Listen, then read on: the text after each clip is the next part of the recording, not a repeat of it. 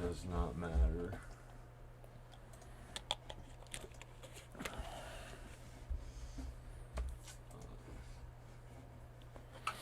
So, here we are, buddy. We're back. The Fear-Naught podcast. Are we live? We live? We're not live. Oh. We're recording. I tried to go live on my... I mean recording. We're recording right now. We are recording. Okay. Yeah, I tried to go live on YouTube. Still figuring it out, but I am, recording this to be released audio only. Yeah. Until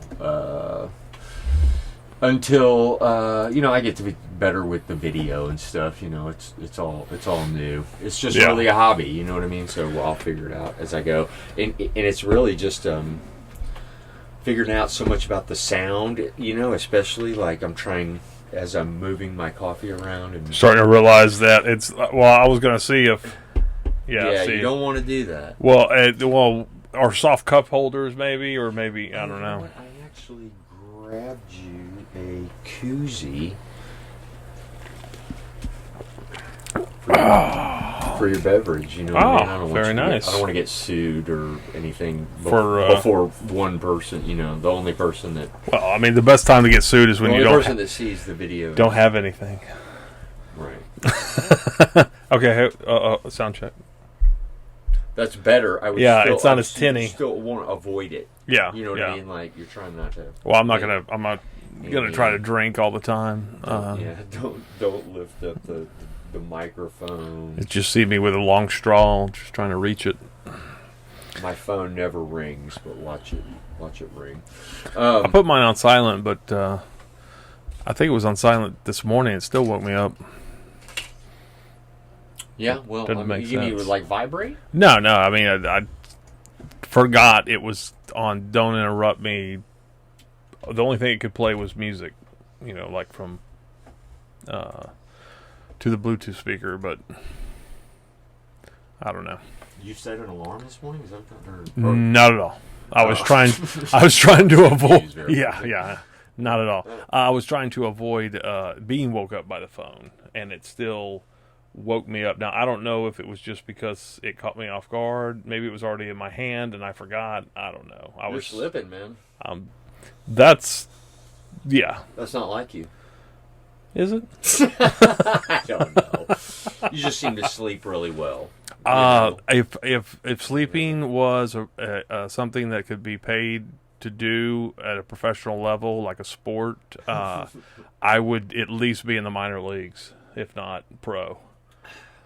I like sleeping as much as the next person. It's just I can only do it for so much, and then Well, I mean, I'm not saying it's a good thing. I mean, it's. I think this conversation probably put somebody to sleep pretty quickly. I can't. Well, you get what you pay for. So last time I checked, unless you don't want commercials. Yeah.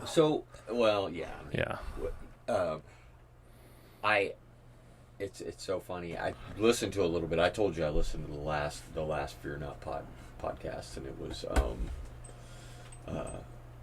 it was all about the masks, and that was September 14th, 2020. And I was sitting there talking. Wow. It's so funny to listen to myself talk about masks, and how daring I thought I was to walk around. Well, dare I walk into an Academy surplus without one? Yeah. Well, I mean, aggravating.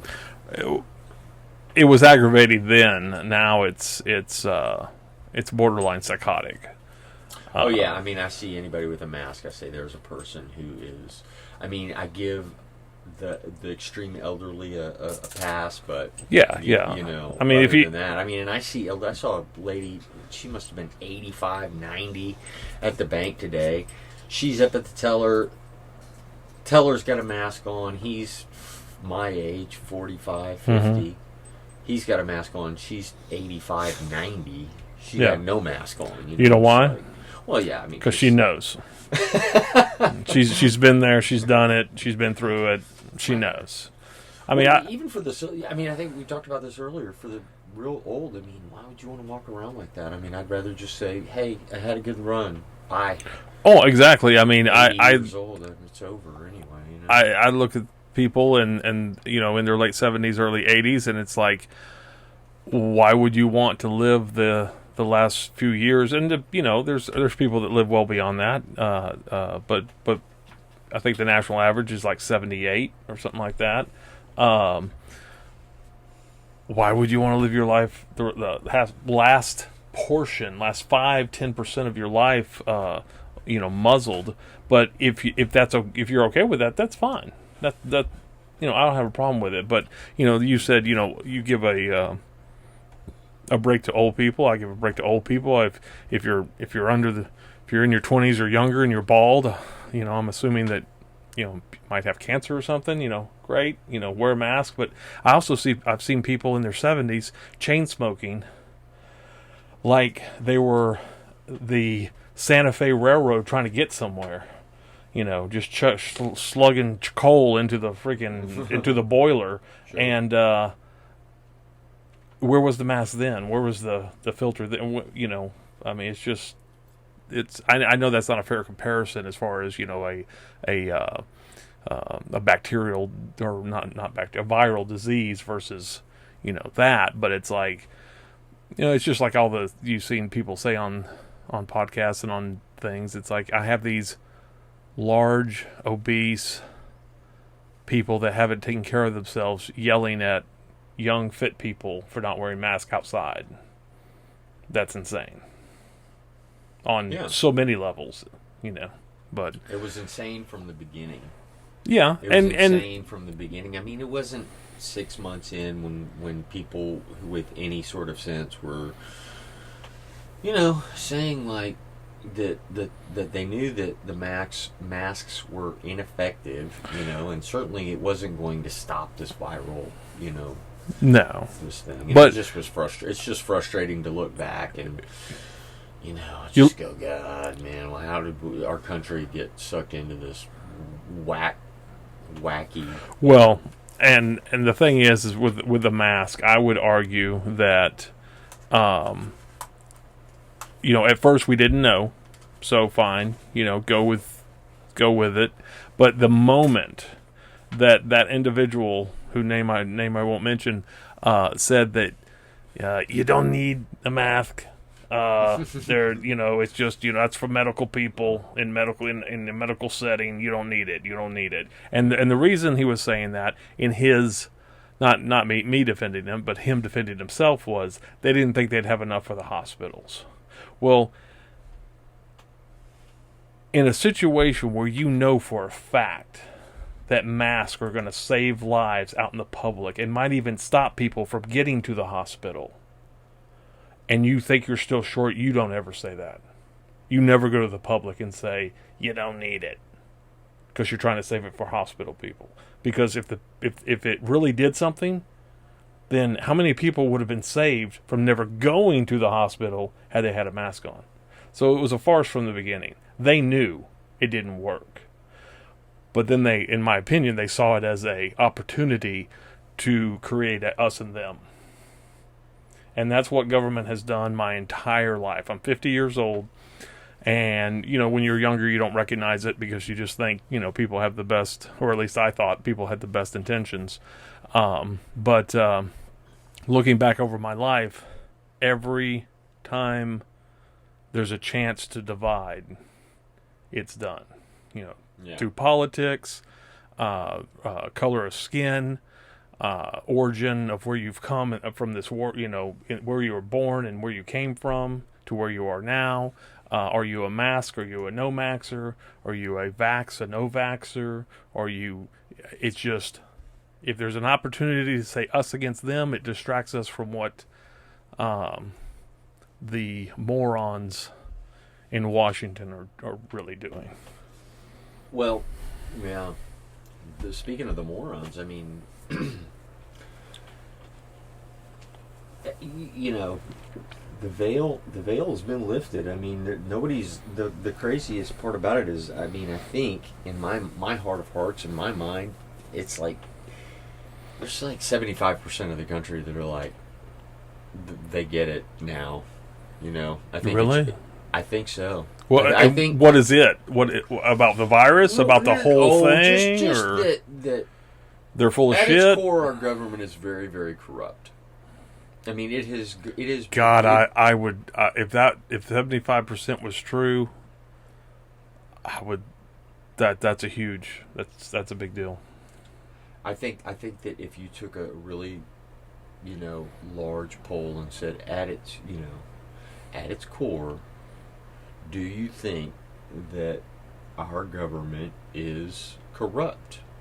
Yes or no? And I think a broad spectrum of people. I mean, because the very, very wealthy know it is because they're involved in it, right? The middle class know they are because they've been shafted by it. They've been bearing the brunt of it for the last 50 years. I mean, my parents used to complain about, my mom used to say, the middle class is, just always getting, the shaft in the country, and so, and then you got the extremely poor who are, oddly enough, black or white, have always been very skeptical of the government, right? Oh, absolutely, yeah. So, well, but I think the problem, with that scenario, I would agree with you. The problem with that scenario is that you're not getting to the root of what is the corruption or who is the corruption, because you're going to have someone on the left that says, yeah, government's corrupt, and they're thinking about the right. And you're going to have someone on the right saying, yeah, government's corrupt, and they're thinking about the left. And then you're going to have that small portion in between that's going to be like, yes, they're corrupt, mostly Democrats and some Republicans.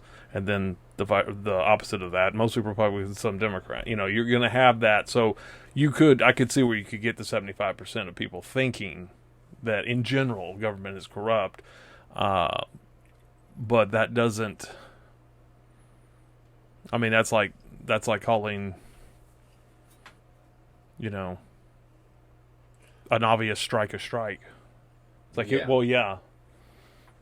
welcome on board. Do you think that number would have been less 10 years ago? Well, yeah, absolutely. I mean, I think that's whatever they have, however the apparatus of our government institution is working within either the walls of or just as a tool, social media and propaganda, and it's so hard to discern the truth anymore. Well, you know what I mean? And there's way more information to discern. I mean, not that we've ever been told the truth, but now it's like, well, there's that truth that this person is swearing up and down. Everybody's the arbiter of truth. Yeah, and really everyone's the arbiter of lie by omission. If I tell if what I say is not incorrect, but not the full story, they feel emboldened and they feel like they can get away with that because someone out there will defend it. I would back to what you were saying before. I had a thought and it escaped me, but we were talking about. This is my point: is that I think a lot of the reason people are becoming more aware of it is because the people that are making it to Washington and making it into these different areas, whether it be in media or someone said any job that really has little to do with our lives day to day, but they somehow seem to mess up so bad that it makes our life worse, our lives worse, are dumber and dumber than ever. Yeah, and I don't mean that to be hyperbolic or anything like that. I mean, I truly believe that we have this time frame of where you're always going to have that person that's like, hey, I'm going to serve the people, and whether they stay true to that or become corrupt. I mean, I'd like to think that I wouldn't become corrupt had I end up in Washington or in some large state's government body, but it's easy to say when you're never in that position. But you have those people that go up there righteously and their intents are good, and either stay the course and get nothing done, or get corrupted and just let it fester and continue. But then you get a lot of nowadays we don't have that, because not only are the people that are going into our government and telling us what is and is not either wrong or good or bad or what we need, don't even believe in the very thing they swore to when they put their hand on the Bible or the Quran or the whatever they put their hand on and swore to defend the Constitution. They don't even believe in it. So it's like, how can this is my old saying, it's like Bernie Sanders. How can Bernie Sanders be a socialist and be eligible to run, or a democratic socialist, and be able to run for any office in the United States of America? Because socialism is, in my opinion, an affront to the Constitution. It is the opposite of the Constitution. The Constitution is giving rights to the people. It is limiting government. And now we've already gone through 8 years in the past where a constitutional lawyer, supposable constitutional lawyer, was our president for 8 years, and one of his first statements in office was, "Oh, the Constitution is a document of limiting." What did he say? What was the quote? Limiting or negative liberties. Yeah. Because it tells us what we can't do. It's like, well, yeah, that's the whole point. How can you be a constitutional lawyer and think that that's a bad thing? That makes no sense. The whole purpose of the Constitution was to have the power at the people and restrict the government. And they always talk about government moves slowly. Government moves slowly. Well, yeah, it's supposed to. Yeah. Otherwise, we have a banana republic where it's just like, it's like our tax. Which is what is getting. I mean, with the executive orders, I mean, it's just like it's what's happening. One guy comes in and you're trying to accomplish your goals in 2 years, and the constant infighting is fine, right? They shouldn't just walk in and sort of. I mean, unless of course you have the Senate and the House, then that's what the democracy is like that is an elected government of and then that is, you have been put there to enact laws, right? Yeah, and I think the bickering is fine. I have no problem with the bickering. Sure, that's what I'm saying. Yeah. It's supposed to be, but they don't a process. They don't bicker anymore. They basically bring libel toward the other side. They don't attack the other person's ideas. They attack the person. Yeah. So that's, to me, that's not that's not bickering. That's not you've gone off the reservation. You've lost the battle when you have to attack the person and not their ideas. I will, and I'm not saying I'm perfect. I mean, I'm sure that in somewhere in my past I've said something bad about someone, or that I think someone is not a good person, or what have you. I don't know any of these people personally, so it's just off the cuff. But at the core, it's their ideas that turn me off, and it's their willingness to smile in the camera. And I'm sitting there thinking to myself, you can't be that dumb to believe that. So either you're lying to me, okay, yeah, and you don't care because you know you can get away with it, or you really believe the masses are that stupid. Either way, not good. Right. Yeah, I mean, exactly. I mean, it just goes to the point. I mean, that they are corrupt. I mean, and it's both sides. I mean, I want to make that clear. Absolutely. When it comes to policy, I feel like I think that we should.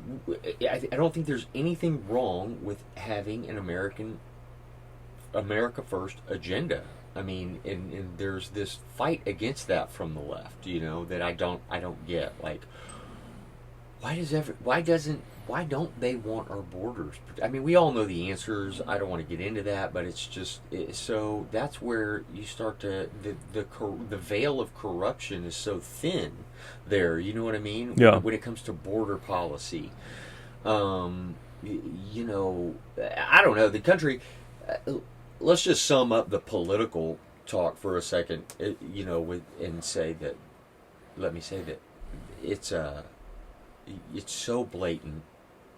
The veil is so thin when it comes to border policy, when it comes to energy policy, when it comes to foreign policy, everything. I mean, that you know, you can't be this bad at everything.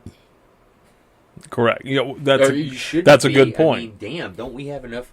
Don't we have enough people? Enough smart people in enough positions to run, at least get this son of a bitch, you know, to the next, you know, to the next year or whatever. I mean, it seems like it's falling apart, is what I'm saying. And you know, and to go back to your point from earlier, yeah, I mean, it's like the people in power we have dumbed down the country to the point that now our political leaders are so stupid, and you know, but Joe Biden is not a smart guy, and he never was. That's the thing. It's like he is an unintelligent man, and you can go back and listen to his, you know, ramblings as a senator, and he's a flip-flopper, you know what I mean? Plagiarist. A plagiarist, right? He's the ultimate fake it till you make it, and he never made it. He faked his way for 40 years, my entire life, basically. He faked his way in politics, eventually to the presidency. And you don't do that by yourself. You don't do a man like that doesn't do that alone. He does it with a machine behind, and the, you know, they pushed the one thing into the office that they thought they could control, and they had to then put someone behind him that was even dumber. And it's like, that's impossible. And lo and behold, they did it. It's got no long-term legs to it, though. You know what I mean? It's like, okay, if this is the best you've got, if this is who you have to trot out to win an election, you know. I don't know if it was a rerun or what, but I accidentally stumbled upon 60 Minutes the other night, and they had Buttigieg on there. And I'm sitting there watching it. I'm sitting there with Keith watching it, and I was like, it almost feels like they're buttering up. You know, they're trying to set him up to be, you know, to run. You know, they're gonna skip over VP and just go straight to him.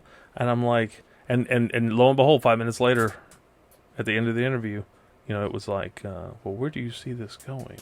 You know, or no. What it was he basically, you know, it's one of those things where instead of asking a question, they ask a question, give the answer, and then want them to say yes or no type of thing. And he was like,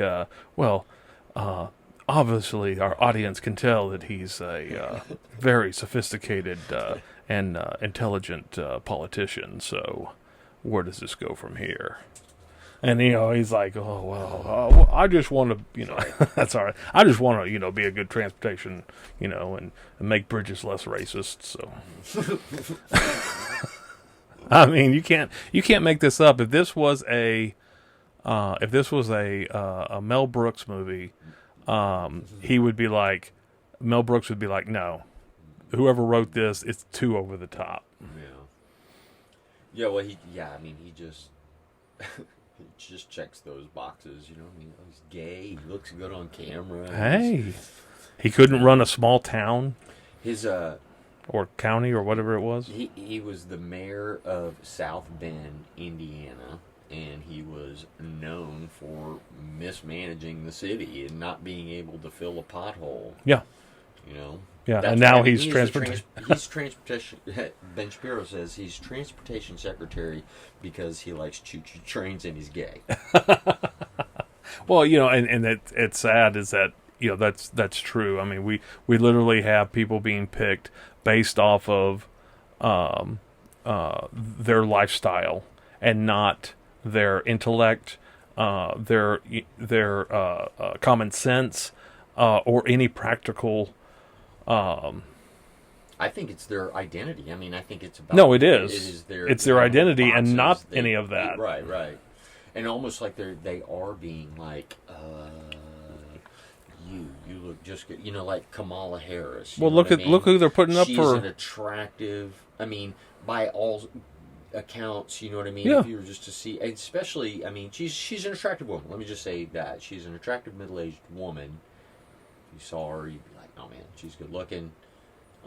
But then you'd have a conversation with her for 5 minutes, and you'd just be like, "Juice isn't worth the squeeze." Well, so certainly that's the case. I mean, but but beyond that, it's like, is that why they're picked? You know what I mean? It's not just that she checks the boxes, right? Because other people check the black female, you know. Yes, but so why her? As I stated before, and I stick to it, dumber than Biden, more controllable than Biden. I mean, when you saw her in where she was, Poland, and she's over there, and did someone ask her about refugees, women and children fleeing a war-torn country, and that's what we're being told. It's a war-torn country, and I have no reason to not believe that because I've seen some footage. So, and she laughs. And then, you know, she says something to the effect of, "A friend in need is a friend indeed." It's like, that's insanity. I mean, and then she fumbles through something. It's so uncoherent that I can't even remember. It circled around and went all these different places, and when she got done, she had literally said nothing. At least that made sense. No, I totally. I mean, I get it, but you know, yeah, she's. I mean, that's what I'm saying. They're just they're corrupt. But who is, you know? Oh God, I don't want to go down any wormholes. You know, I just politically, especially on, you know. Well, I on mean, the first episode, Supreme Court. How was that person picked? Right. The nominee was picked because he said, "I want to put a black woman on the Supreme Court." It's so insulting. Well, I mean, it's not so, only is it like, insulting, weird and gross. It's like, dude, why don't you just pick her? You don't have to. You don't even have to say anything. Just pick her. Well, it would have. What it does, it does a lot of things. It shows that they're idiots. Okay. And it also disenfranchises the very person they're nominating. Yeah. They may end up nominating someone who is extremely capable and qualified, but they won't be remembered for that. They'll be remembered for being black, female. You know, and you know, I'm offended by the fact that they didn't include a bunch of black men that identify as female. You know, why weren't they considered? Well, I mean, you know, Clarence Thomas, it says it all. You know what I mean? It's like they won't. They tried to destroy him. They won't even acknowledge him, right? Oh yeah, as being black. Really, I mean, it's like, I mean, seriously, I'm not kidding. It's like no, I'm not laughing at that. Well, we nominated the first. It's like they think they nominated the first black person. But you don't understand. Thomas Clarence isn't black. Clarence Thomas isn't black. He's conservative. Yeah, he's conservative, and politics, you know, obviously trumps, pun intended, color. And what I laughed about when you said Clarence Thomas is that not only is he, you know, the first black Supreme Court that I'm aware of, justice. He's in his tenure, in my opinion, he's one of the best. Absolutely. He's one of the smartest, and he actually got criticized for not talking that much, and as if talking a lot makes you a good judge. If talking a lot makes you intelligent. Thurgood Marshall was the first black. When was that? 1967. Yeah, I think it was Lyndon Johnson, right? Well, I'll be damned. Wasn't he nominated by LBJ, right? Oh, I have no idea. I think so, because didn't LBJ make that famous quote, if I'm going to nominate an N to the Supreme Court, I want them to know it's an N? No. Well, I am not a scholar by any stretch of the imagination, okay? What I always remembered his quote about that when he used the N-word in I'm going to have those N-words voting for me for the next 200 years or 20 years or whatever it was, I believe it was referring to all the benefits he was going to give with the what was it?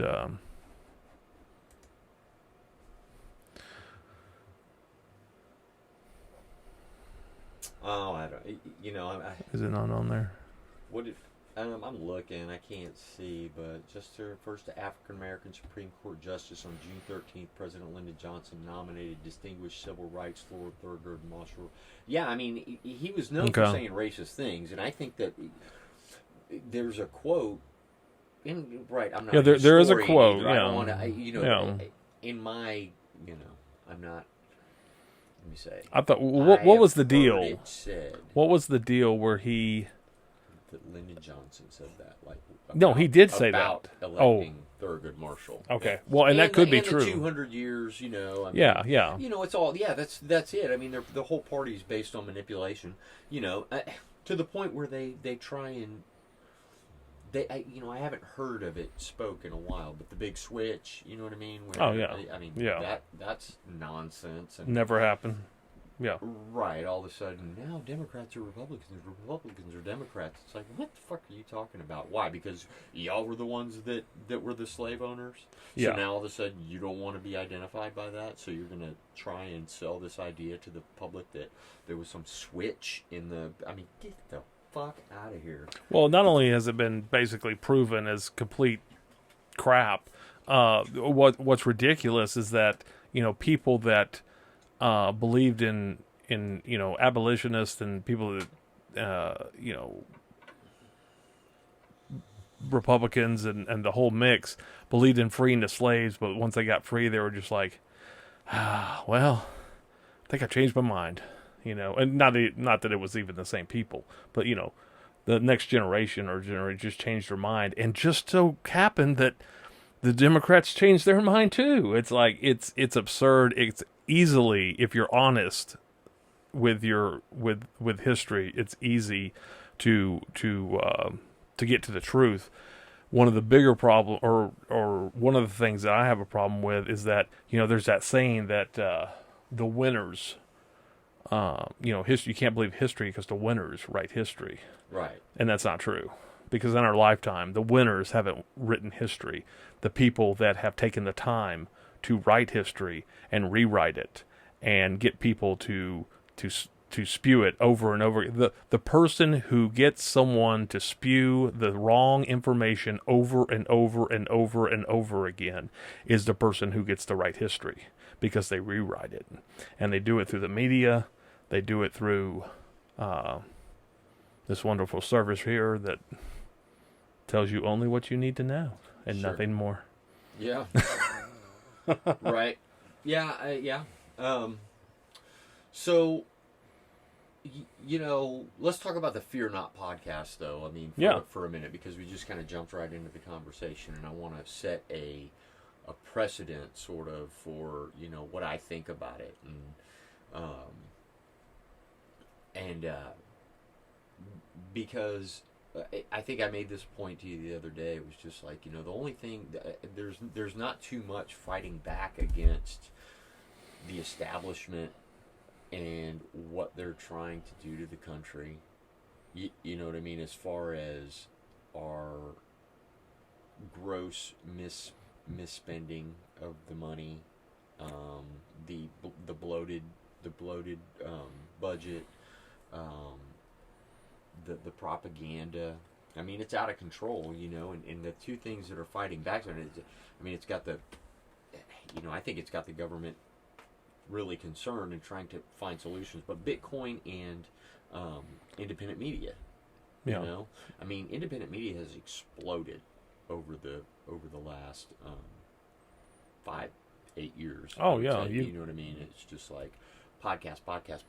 You know, everybody's got a podcast, everybody's got a YouTube channel, and these are the places really I think where people are going to seek. I mean, that and Facebook and Instagram, which is bizarre to me that these places start off in these weird ways, you know, or they morph into something that is completely different. Like you know, I thought Facebook was how you kept up with your family and friends, and now all of a sudden it's everybody's news feed. Yeah. You know, and that's a very dangerous thing. I mean, because you know, there's so many people out there just trying to put whatever, like, you know, the saying goes, they're trying to just throw whatever shit they can up against the wall to see if it sticks. They don't care if it's true. They don't care. You know what I mean? Yeah. And so, you really have to pick and choose where you get your information. You know, and if you really want to be informed, you really have to absorb more than your fair share. But I feel like not being informed in 2022 is scarier than spending 3 hours a day sort of listening to different people discuss the state of the country, right? And so Fear-Naught, you know, is the, you know, that's what it was born out of, that and boredom, you know. And free government money. Well, I mean, yeah, I would agree with you. I mean, the very tools that you know, they thought, that everyone thought was going to improve our lives and check this out. There you go. Improve our lives and make things simpler. Is that, you know, you always start with good intentions, and you always start thinking, you only think of what it can do in the realm of goodness, or in helping your fellow man. And unfortunately, you know, now we've been in it long enough to see how corrupt it can be and how, you know, messed up it can be. You know, I'm someone who barely understands cryptocurrency. I understand the basis of it. I understand the blockchain is a, you know, running, ledger. Thank you. A running ledger of what, you know, transpired, and therefore can never be, you know, with current technology cannot be messed with. I'm not even as concerned as we go on. I'm not as concerned of it being corrupted from someone you know, being able to hack it, as much as I am how people, I've heard a few people talk about it, but not many people talk about the fact that it's completely trackable. It's all there. Yeah. Forever. You know, if I had someone bring me my stuff at the Walmart parking lot today, you know, because I found it much easier to buy online and just pull up and call and have them come out. You know, I slipped the guy a $5 bill for a tip. You know, I mean, at least the guy's out there working. Yeah. There's no traction. There's no history of that. Well, there is now. Sorry. But, you know, in general, there's no history. We always have to have cash, because I sat there and thought, oh, this is great, you know. And I'm not opposed to investing in some Bitcoin and some Ethereum. Obviously, it's going to be at a fraction of a Bitcoin, because I can't afford it. But, you know, I would hold on. I would buy, you know, a grand or two and then hold on to it for 20 years and see what happens, and consider it just money, either well invested or thrown away. Either way, I'm okay with it. I've spent money on dumber things, but the problem is that this idea, what I'm scared of, is that, you know, the government's going to want to whether it be Bitcoin or something that they invent. Obviously, it's going to be something they want to invent, because they want to have, obviously, total control at the end of the day. And if the government comes up with some kind of cryptocurrency, and in 20 years wants to replace the dollar and have absolutely no paper or metal coin money, game over. Because if all you have is a card or a watch or a phone to make a transaction, some kind of magnetic strip on a card or something, or Yeah. chip, okay, wherever that chip may be, in our forehead or in our wrist or in a card. Just like in Canada, they can shut you down. Like if they shut me down today, if they took all my money from my account, I still have some cash.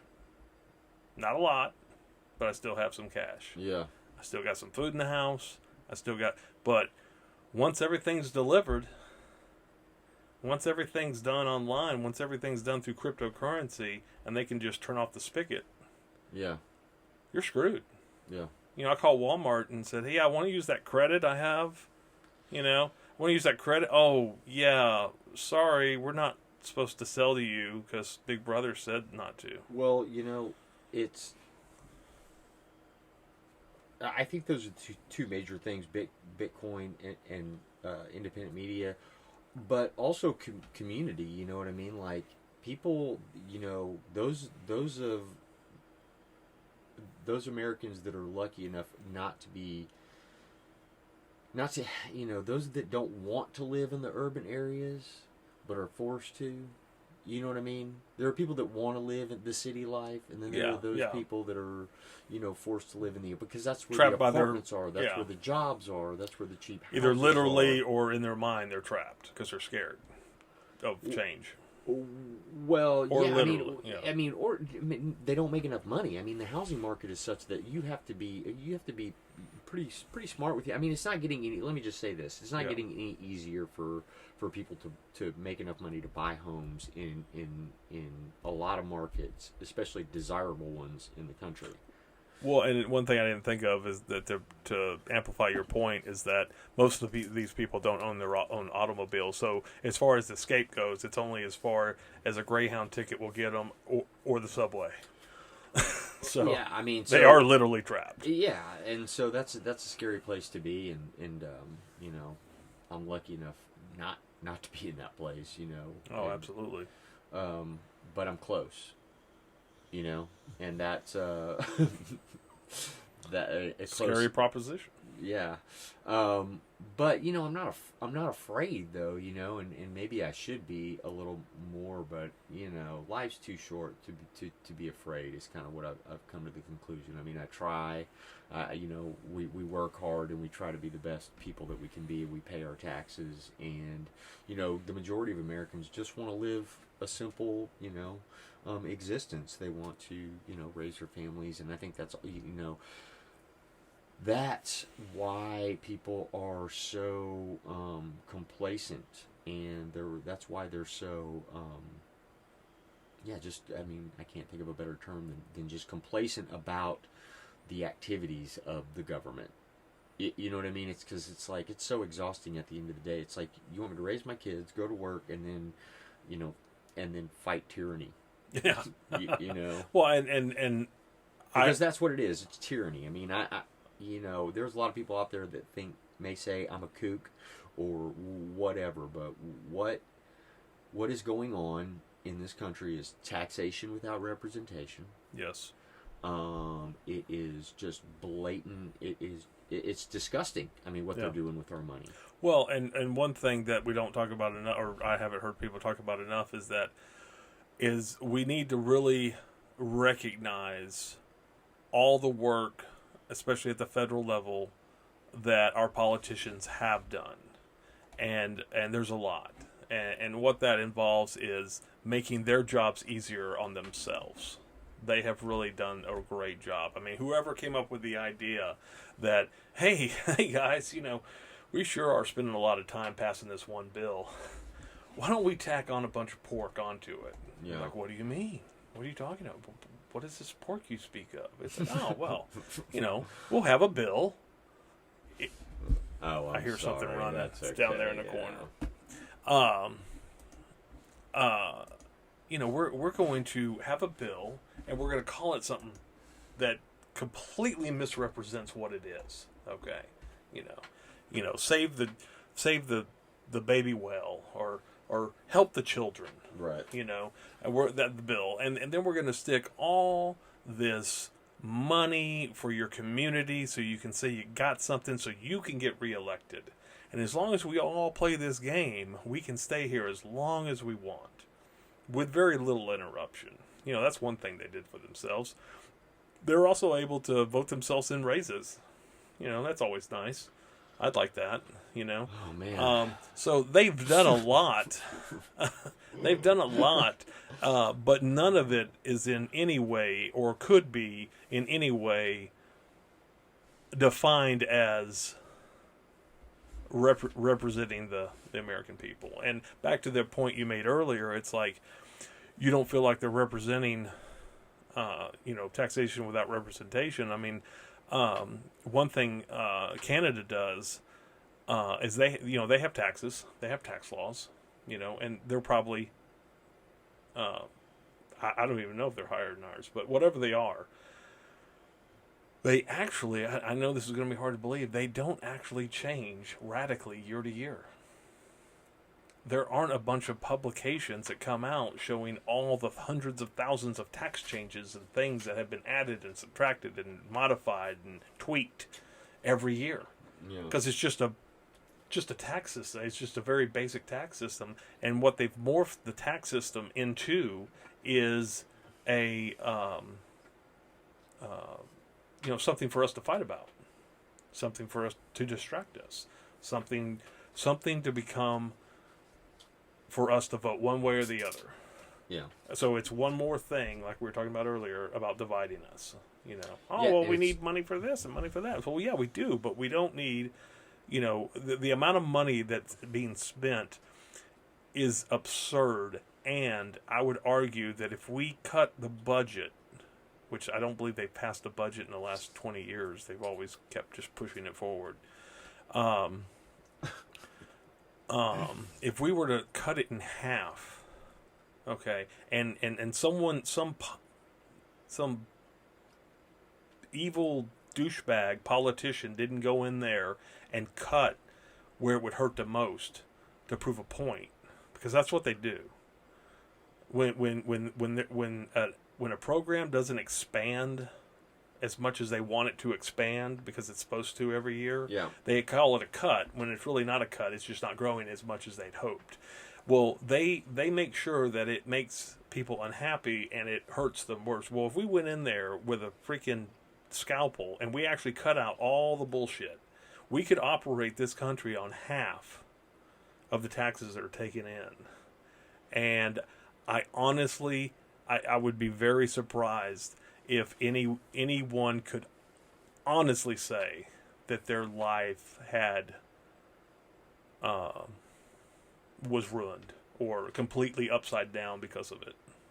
Oh yeah, I mean, no, yeah, I mean that's exactly it. I mean, there's it makes no sense to run anything at a deficit for year after year after year. I mean, eventually it goes out of business. Oh yeah. I mean, eventually the well dries up. Nobody wants to loan you any more money because they can see that you're not making any money, and we don't make anything. I mean, what do we make over here? Well, a little bit of cars, I suppose, but yeah, we make a few Mexico cars. We make a few things, but and not to not answer your question, but to get back to what we were talking about before, is that I want to segue. Goddamn it! Well, I know, but I don't know what's happening. I just like to hear myself ramble. Well, listen, I mean that's fine. I want you to ramble. I want you to. I've been thinking about this for a long time. I mean the Fear-Naught podcast, and I've been wanting to start it back up, and I really want to keep it consistent, and I hope Keith's a part of it, and I hope you're a part of it, because I really think y'all have great opinions, and let's have some fun with it. Oh, absolutely. And I don't do anything anymore, or I try not to. The business taught me not to put too much expectation into things. You know what I mean? Yeah. Go into things with realistic expectations. I miss talking to my friends. You know what I mean? Oh, absolutely. I miss hanging out, having some time to to talk. Just sitting, talking, bullshitting. I mean, it's like... And doing it not exhausted. No, I'm exhausted. I mean, I really am. I mean, I slept for about 5.5 hours last night, and I was up at 6, and the time change, and a little bit of work this morning, but Yeah. But you wake up, I mean, at least I do these days, because I do have a young business, and there's a lot of responsibility, and I just wake up and there's a lot on my mind, and I think, why waste the day? I mean, just, it makes me laugh when people say, I'm tired. I'm like, yeah, well, tired there's worse things to be than fucking tired. Well, and it's just like anything else. People's idea of tired is a sliding scale. I mean, one person's tired is another person's like, yeah, I wish I had that much energy left, because the next person's exhausted. Most employees don't understand what business owners do, and the amount of hours that are unseen, working, and they can't appreciate it. And I don't, I wouldn't be mad at them for this, because there's no way that they would ever understand it unless they chose to try it themselves. Sure, there's a disconnect. I mean, Yeah, there always will between employees and owners, but and so but that ties into my life. I own my own business. I'm a first-time restaurant owner, and I'm trying to make it in this this little township outside of Austin. You are my oldest friend. I've known you since 9 or 10 years old. I mean, there's only one other person on this planet that has known me longer than you, and that's my Aunt Retha. Shout out to Fweety. She'll never hear this. Or maybe she will. Who knows? But,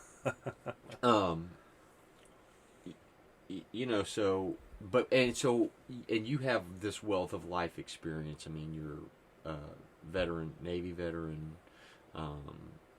You're a truck driver.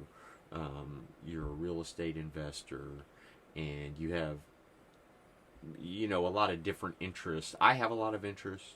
Yeah. You have a lot of different interests than I do, and I see these independent media companies and what they do, and they start, and they branch out, and that's what I want, Fear-Naught to be about. Average Americans and what it's like living in the 21st century, basically, and what their take on the world is, and how they're surviving, and how they see the future of the country. But, I want to do, I want to do more. I mean, I want to do as much as I can find the time to do them with other people, having the setup, and we can, we talked about doing the truck driving, real estate.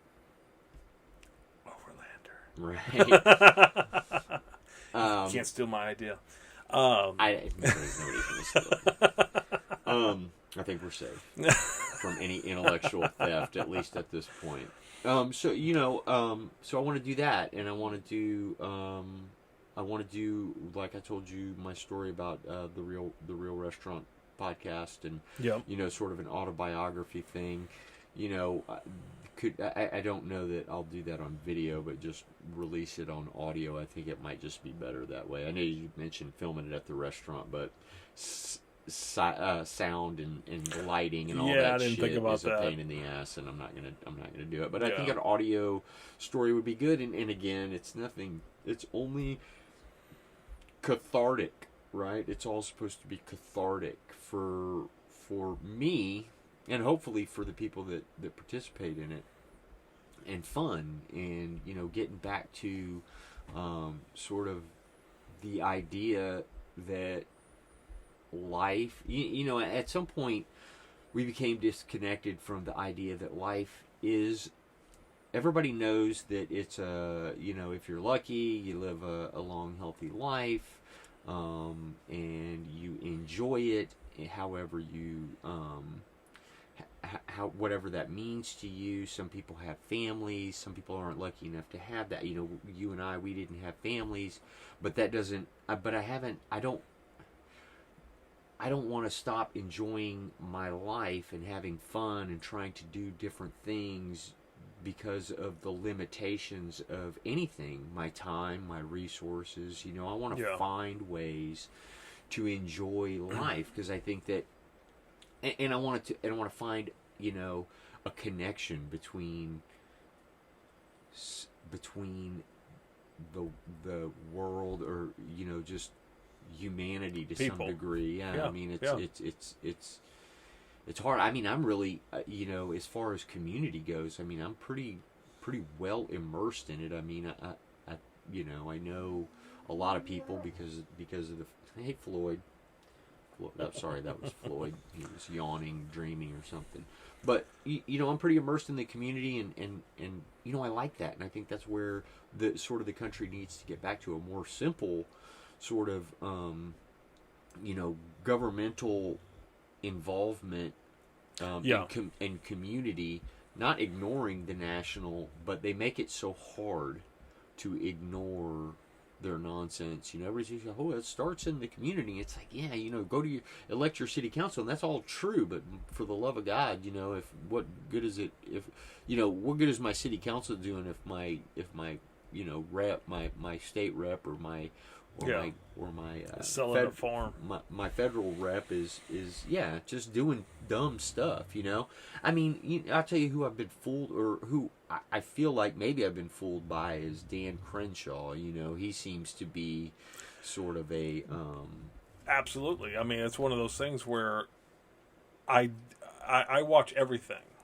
and when I say everything, I mean I watch a little bit of everything in the news, and in the last year is the first time in my life I've watched all different aspects from all different points of view, and I'm truly like, I don't know if I can believe any of them. Not completely, like they're completely lies, but it's like, you know, what angle did they come in from? What agenda are they not pushing? You know, and all these things. So with Dan Crenshaw, it's one of those things where I'm like, is what they're saying and some of the stuff he's doing, is he just, you know, using his veteran status to get in there and look good, and then just go along and make bank and become powerful? And is it all ego just to get to be, you know, president? Because you have to have some sense of he's snoring. You have to have a degree of narcissism and be a little eccentric to want to be in Washington, much less the president of the United States. Yep. And I'm not saying that I would never run for some kind of office. I think it's very doubtful that I would ever be successful. And it takes me to my point that I wanted to make earlier when you were talking about, you know, people, you know, the podcast and bringing people in and talking. I think a lot of people, either because they don't feel they have the ability to communicate well, or just you know, general shyness, don't think they have anything worth bringing to the table. And if anything, all these podcasts that are out there have done, I think it should tell people that, you know, your neighbor, your people in your community, they've all lived interesting lives. Obviously, some more than others. And I've had an interesting life, but it pales in comparison to others. But the point I'm trying to make is that a lot of people have a lot of good things to say. They have good stories. Yeah. And so I think that's what this and the other podcasts you're talking about, I think that's what that will bring is, not to jump right back into politics, is that, you know, one of my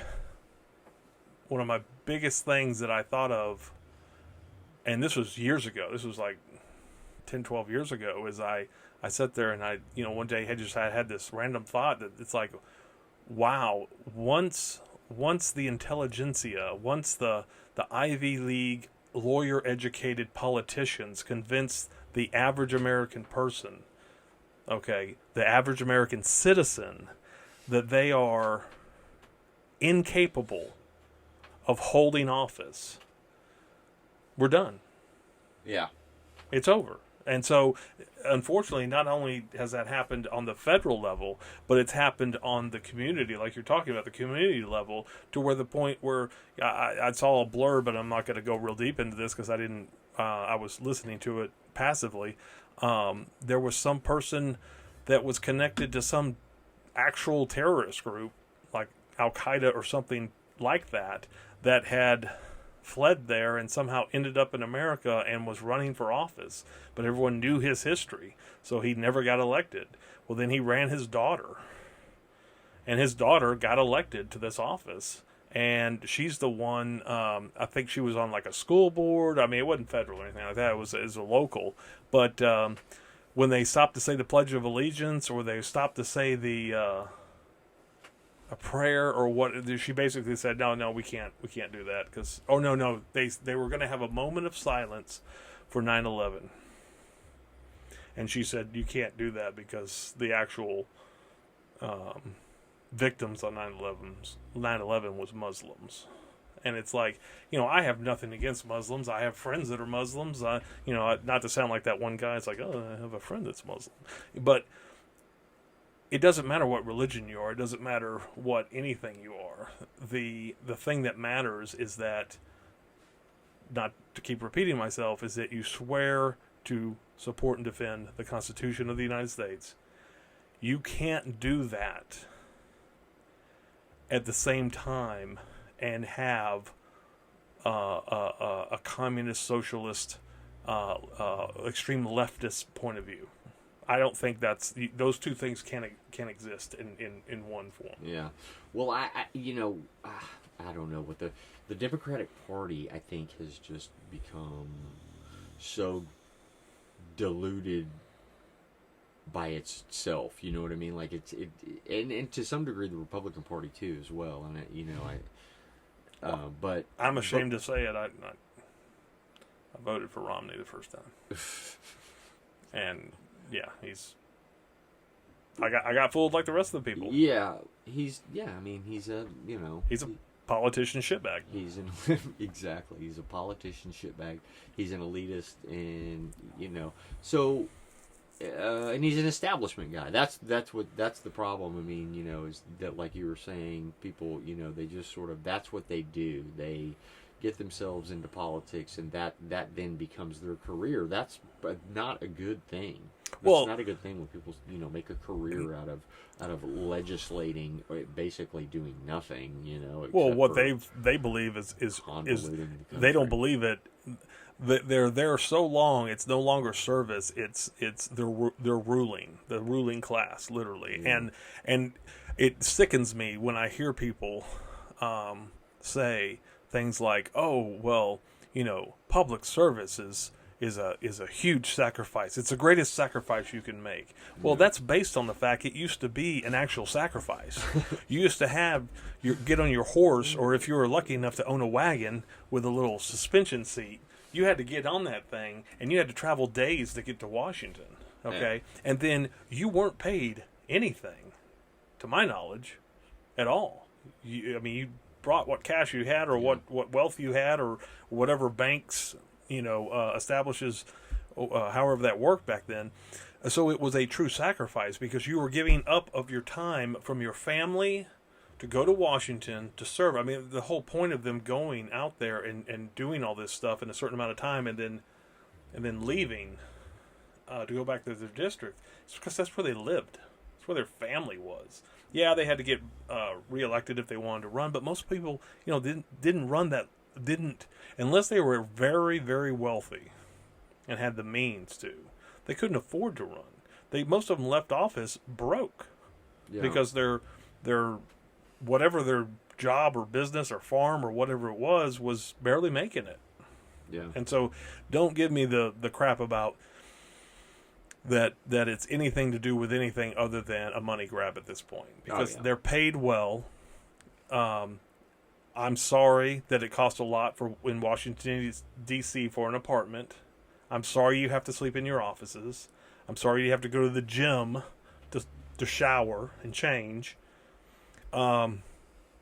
Step down. If it's that bad, If it's that bad, step down because the I got a solution, and they're not going to like it. Dormitory. Dormitory, No, communal. That's where they want to put us, dude. Communal showers. You got it all. And backwards. toilets. Communal showers and toilets. And there will be no sexist or transgender keeping anyone out. We will have one shower area with multiple shower heads, all open. We will have toilets, just like in the military, where there's no dividers in between. I think they have dividers now.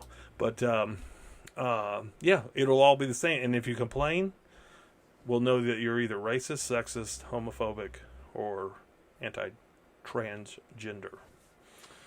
Well, yeah, I mean, I'm 100% with you. I mean, they need to be dialed back 100%. But I don't want this to be all that the podcast is about. I want to talk about trucks and food and movies and business and love and friends and family and all those sorts of things. And I mean, who knows? You never know what something could be. But we're at an hour, and Floyd's been snoring for 20 minutes. So, but it's the first episode. Now I got to figure out how to, You want to bring him up here so people can see? No, he's comfortable asleep. down there. Yeah, you're just gonna have to trust me that he's old and cute. Boxer. Yeah, old boxer Floyd. All right, brother. Thank you. I love you, man. And love you too, man. Thanks for doing this with me for the first time. Anything you want to say to America? No, just hope you enjoyed it, and hope you can stand me rambling because sometimes I get on a tangent. Yeah, I'm probably just too tired. Hopefully, I can take some of that. It sounds obvious. Obviously, the theme of our America. well, not just America, that it's founded on something. You know what I mean? Like, absolutely. everything is. I love this, and all the stuff I just pick up around. And it's so funny, but I see a theme growing in my head, you know what I mean? Yeah. And it just changes and it morphs as you look at something and you find things, you think, oh, that'll look cool there. But, all the names on, there's no dividing line between the names. Yeah. Yeah. You know what I mean? It's all America. Like we're united?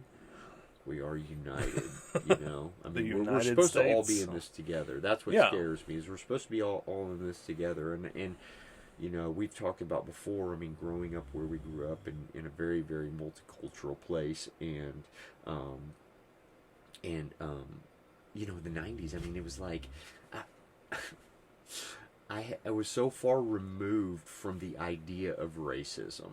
You know what I'm saying? Yeah. As a kid and growing up, and by the time I was an adult, I mean, we had so much. I mean, even for the time I was a young kid, I mean, my dad loved, and I loved, even as an adult, rewatching, funny comedies like Sanford and Son and Good Times. And all that stuff. Yeah, I mean, it was great. And, it was the perspective, you know what I mean? It was a comedic perspective of the black. At least that's how I interpreted it as a young person, and I appreciated it, and the Cosby Show was huge. Oh, absolutely. And Jeffersons and you all don't that. know what people are doing in their private life, especially way back then. Obviously, Bill Cosby seems to have turned out to be a bit of a dirtbag, but be that as it may, that was a really positive black family role model on television.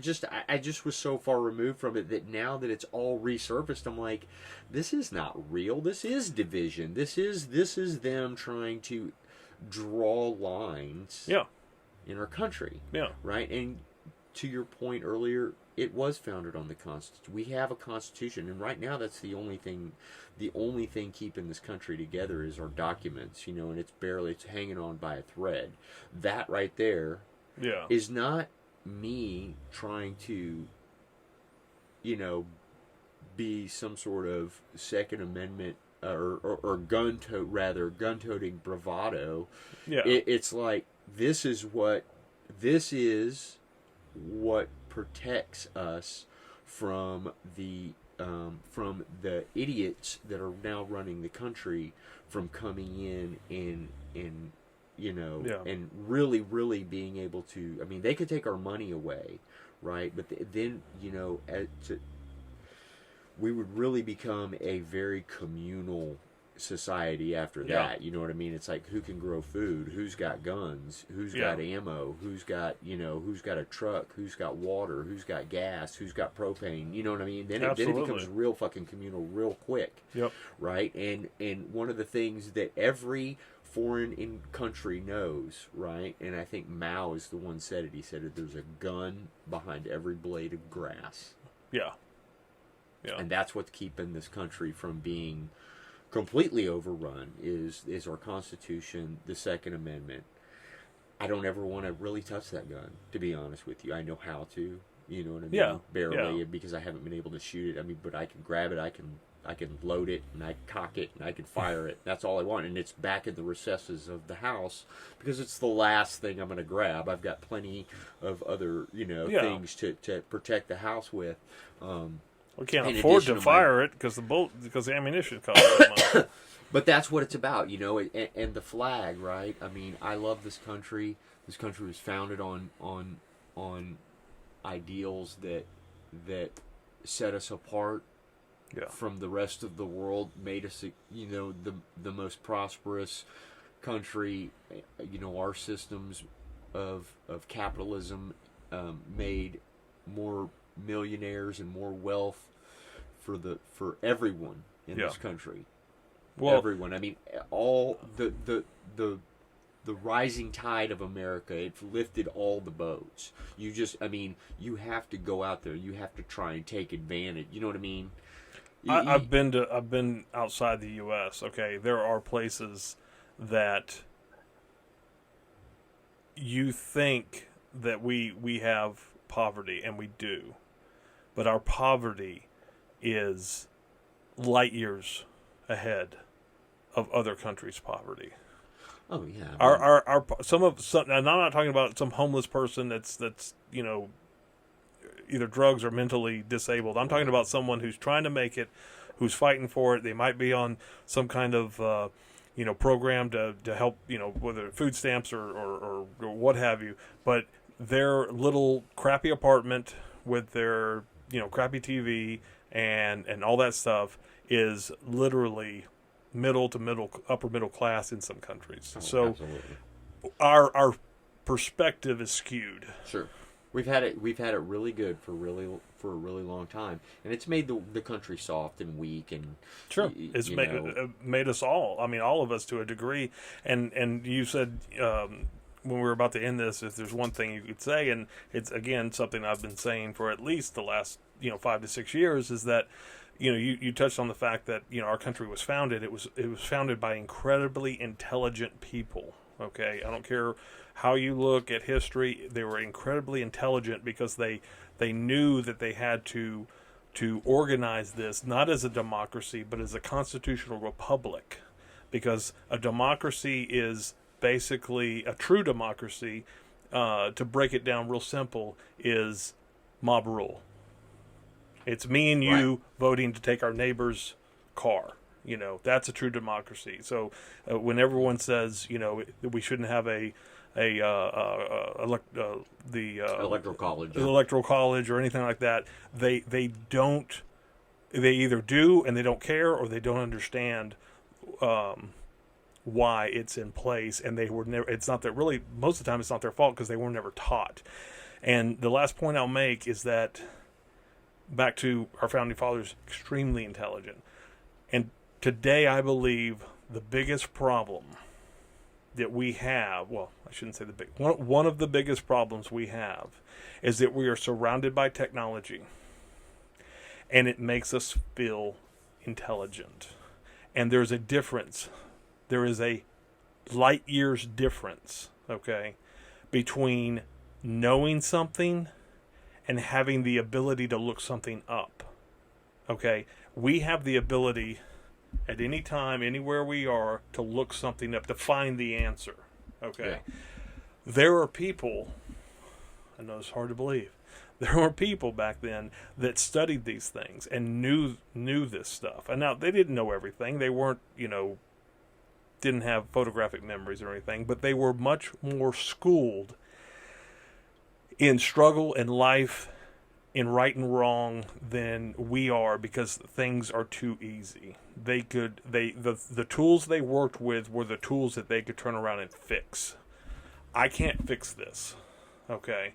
I can turn it off and turn it back on and hope everything works.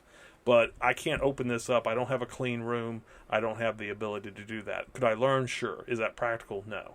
So we need to take a step back and realize that I think it was Michael Knowles that said it, and when he said it, I was just like, wow, it was a beautiful quote, and he may have stole it from someone else, I don't know, but he said that we are standing on the shoulders of giants, and we think we're flying.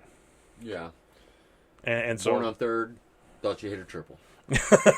Yeah, Same exactly, thing. exactly. Yeah, and lastly, I'll say, I loved this that I found. Courage is also what it takes to sit down and listen, and that's also what Absolutely. This is about. I mean, I have a lot of opinions, but I want to know what other people think, and again, and I'll make this last point, and then I really want to wrap this up because Sure. we could ramble on all night, but I have people in my life that I care a lot about and that I haven't talked to, or I don't, I don't broach the subject, of and not politics. I'm not even talking about politics anymore. I'm talking about like the state of the union, right? Yeah. And they're not, they. I don't want to cast aspersions or lay blame, because I don't. It's not like I want to rub it in people's face that they voted for Joe Biden. I just want to say, hey, do you see now what a mistake it is, and please don't do it again. Or at least think about what you're doing. Think about the long-term ramifications. Yeah. One of my friends said, as long as I've been alive, whoever's been the president really hasn't made that much of a difference in my life. And to some degree, I believed that until I started making a little bit of money. And some people just have a different view of it, and these guys, they're middle to upper middle class guys who work hard and, pay a lot of money in taxes, and they still vote a certain way. And I'm just like, I don't understand it. And when, my guy was in the office, it was okay to talk about, everything that the mean tweets and everything was bad. Yeah, grab them by the By everything. the kitty cat. Yeah, I mean just everything. Any little thing that they could dig up, and then To the point they had to make it up. Not to mention the Russia collusion hoax, Yeah. the $50 million they spent on the investigation, the congressional hearing where what's his name, the head of the former head of the FBI starts with Comey? No, not Comey. His former boss, I can't remember. the guy that led the investigation. God, I'm forgetting his name. He's an FBI guy, but he was the guy that led the investigation. Yeah. Older guy, and when he was, being, I don't remember his name, but I know what you're talking about. and he's like, I haven't read it. yeah, it's out of my purview, is what he kept saying. That's out of my purview. And it's like, well, what the fuck are you talking about? Out of your purview? You're heading up the investigation, but I just lent my name to this so it would have some credibility. all the lies, all the bullshit, the fact that we all knew the lies and the bullshit. I mean, those of us that have been more concerned, I would say, with what's really going on in the country and sort of seeing the foreshadowing of what was coming and what's been going on. And then it's not just, I mean, at some point you have to stop looking at what they've been doing to the country and start looking at how they're tied to one another globally and what they're doing to all the countries. You know what I mean? What they're doing to Western Europe, Why are our representatives representing other countries more than they're representing the American people? Why do they care so much? But anyway, it's important, and I want those people to hear my voice. I want them to know that that it's not that I, vote for whoever you want, man, but don't chastise me for my decisions, and then when things, it's not, it's just like, hey, don't we as fellow human beings, people that have been friends for 15, 20 years, shouldn't we have that discussion? Shouldn't we ask? Shouldn't be allowed to, yeah. Without shouldn't I be able to broach the senility of the recoiling, like you're like, oh, I can't talk about that. Yeah, shouldn't I be able to broach the subject of the senility of the President of the United States? Shitting his pants in front of the Duchess of Yorkshire or whatever he did. You know what I mean? Hey, if he could shit all day long in his pants if he just wouldn't screw up the economy as bad as he has. And you're right, a president should not have that much effect on everyone's day-to-day life, but so much stuff that should be done at the state level has been passed on to the federal level because, back to what we were saying before, everything's an opportunity to divide us. Yeah. Well, this is for unity. Hey, I'm not left, I'm not right. I'm just, ambidextrous? A little bit. But no, I can't write with my left hand. But not to keep this going and going, but what the hell? I mean, nobody's going to hear it. If they want to keep listening, they can. They could probably listen to 10 minutes of it, turn it off. The one of the things that I've, and I'm about to lose. I just lost the thought. So. Oh, well, Floyd's snoring. Fuck it. Let's go. Let's cut it. It was a good talk. Thank you so much. And thanks for having me. Look for the Fear-Naught channel on YouTube. Like and subscribe to that. The podcast Fear-Naught is on Spotify, iTunes, wherever you find podcasts. Check it out. Thank you.